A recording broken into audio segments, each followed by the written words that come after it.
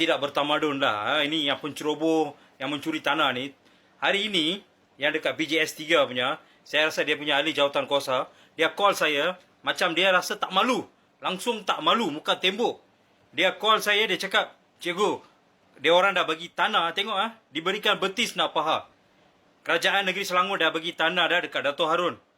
Tapi dia call saya, dia cakap, Dato' Harun tu kebanyakannya orang Melayu, saya tak boleh bina kuil. Saya tak boleh bunyi loceng. Halo, mengapa kerajaan negeri nak bagi pampasan, nak bagi tanah lagi kepada penceroboh dengan pencuri tanah ni? Lepas tu korang claim, oh, masyarakat India ni ditindas. Siapa yang ditindas? Korang yang tindas bangsa lain.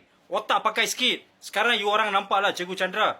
Apa saya pergi tanyalah pemimpin-pemimpin India. Dulu you orang kutuk macam-macam sampai mendiang mak bapak saya. Kau hina.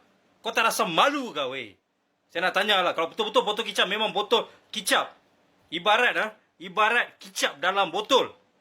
Ini falsafah saya hari ni. You cakap you nak pergi PJS 1. Lu ingat apa? Lu punya bapak punya tanah ke? Beli tanah. Sampailah pun, saya rasa orang Melayu lagi dah bersabar dah. Dah bertoleransi. Kau yang wujudkan perkauman.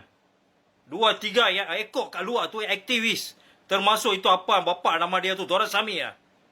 Gunakan perkauman. Belilah tanah. Pergi tanya. Itu MIC ke, Urimei ke, pergi tanya dia orang. Dia orang kan duit banyak-banyak. Businessman India kan banyak-banyak. Curi kabel sini, jenayah sana, samun sini, geng-geng gangster, orang politik banyak juga di sebalik gangster kat Malaysia ni. Pergi tanya dia orang, suruh belikan tanah. Dia orang tak rasa malu ke? Sekarang mau jumpa saya buat apa? Otak kena pakai lah. Memang betul-betul lah saya cakap bangsa yang tak boleh pakai punya lah lu orang.